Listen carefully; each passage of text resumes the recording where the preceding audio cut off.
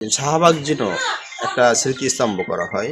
আর ওর যে কাব্যগ্রন্থ আছে সেই কাব্যগ্রন্থ যেন পাঠ্যপুস্তকে অন্তর্ভুক্ত করা হয় এবং ওর জীবনী যেন স্কুল কলেজে এটা যেন সংযুক্ত করা হয়। আমাদের কাছে পরিবারের কাছে যেমনটা ছিল তারা ইতিমধ্যেই জেনেছেন, সারা দেশের মানুষ যেভাবে ভালোবাসত সেই ভালোবাসাটা তো এমনি এমনিতেই সৃষ্টি হয়নি, আসলে সেটা তার অর্জন ছিল। আর আমাদের পরিবারে সে ছিল সবার কাছে অত্যন্ত স্নেহের, এলাকাবাসীর ছিল অত্যন্ত প্রিয় একজন মানুষ।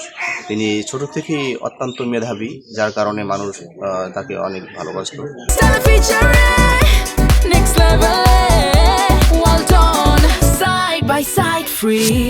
ওসমান হাদির যে হত্যাকাণ্ডের যে ঘটনা ঘটাইছে, মূল অপরাধীকে আইনের আওতায় এনে আমরা বিচারের মুখোমুখি করার জন্য সরকারকে আমরা দাবি জানাচ্ছি।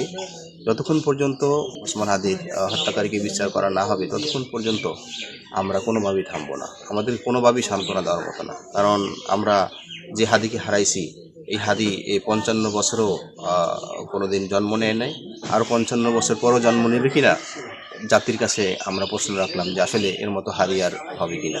দাফন আগে ঢাকায় আসার পরে আগামীকালকে সম্ভবত 6টার দিকে ঢাকায় এসে পৌঁছাবেন। তারপরে শনিবার দিন বাদ জোহর মানিক মিয়া এভিনিউতে ওর জানাজা অনুষ্ঠিত হবে। তারপরে আমাদের গ্রামের বাড়িতে জানাজা কখন হবে ও কোথায় দাফন করা হবে সেটা আমরা পরবর্তীতে জানিয়ে দেব। ওসিয়াত ছিল না, কিন্তু তার লেখালেখিতে যতটুকু আমরা লক্ষ্য করছি যে আমাকে যদি কেউ শহীদ করে ফেলে অথবা কেউ যদি মেরে ফেলে তাহলে আমার আব্বার পাশে আমার কবরটা দিয়ে দিও। আমরা কখনই নিরাপত্তার ভিতরে ছিলাম না। যখনই ওসমান হাদি আন্দোলনমুখী হয়ে গেলেন তখনই ওসমান হাদি সহ আমাদের পরিবারের উপরে বহুবার হুমকি দেওয়া হয়েছে, কিন্তু কোনো আমরা আমলে নেই নাই।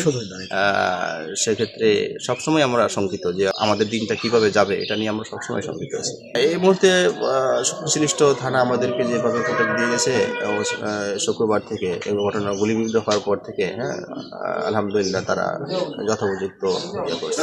ওর জন্য আমাদের যে দাবিগুলো সেটা হচ্ছে, ওর উত্থানটা হয়েছিল শাহবাগ থেকে। আপনারা জানেন যে শাহবাগ থেকেই ওর উত্থান হয়েছিল। শাহবাগ যেন একটা স্মৃতিস্তম্ভ করা হয়। আর ওর যে কাব্যগ্রন্থ আছে সেই কাব্যগ্রন্থ যেন পাঠ্যপুস্তকে অন্তর্ভুক্ত করা হয় এবং ওর জীবনী যেন স্কুল কলেজে এটা যেন সংযুক্ত করা হয়। ওসমান হাদি আমাদের এলাকার কৃতি সন্তান। এই বাড়িতেই তার বসবাস। তার বাবা একজন নলছিটির বিশিষ্ট আলেম ছিলেন। তার পরিবারের সাথে আমাদের সম্পর্ক ওতপ্রোতভাবে জড়িত।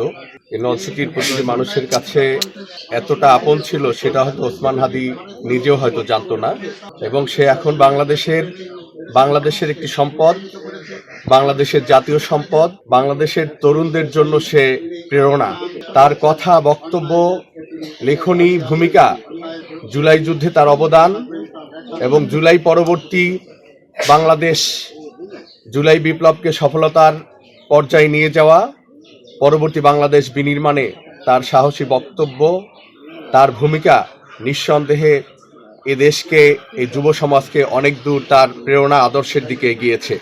সে ছাত্র জীবন থেকেই অন্যায়ের বিরুদ্ধে কথা বলতেন, দুর্নীতির বিরুদ্ধে কথা বলতেন। আর 5ই আগস্টে কী করেছে, তার কী ভূমিকা ছিল আপনারা সকলেই জানেন।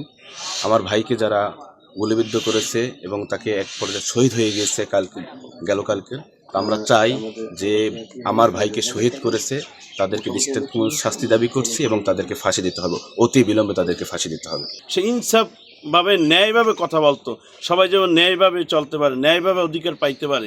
অতএব সে একটা ইনসাফের প্রতীক। হাদি বাংলাদেশে বা বিশ্বে প্রতিদিন জন্মায় না। একটা ভালো মানুষকে মারে, একটা খারাপ মানুষকে মারে না, এটার কোনো বিচার হয় না। শত্রুরা টাকা পাইয়াই একজনকে গুলি করে, স্বার্থ পাইয়া গুলি করে। বাংলাদেশের মানুষ এত স্বার্থবাদী, খারাপ মানুষ। আমরা দোয়া করি সবাই ভালো হোক, এই দেশটাকে সবাই সুন্দরভাবে গঠন করুক। আগামীতে যারা আসবে তারাও যেন সন্ত্রাস বিরোধী কাজ করে। শরীফ ওসমান হাদিও ঠিক বাবার মতোই প্রতিবাদী ছিলেন, সদা সর্বদা সত্য ন্যায়ের জন্য সংগ্রাম করেছেন। আমরা এই ওসমান হাদির হত্যাকারীর দৃষ্টান্তমূলক শাস্তি দাবি করছি।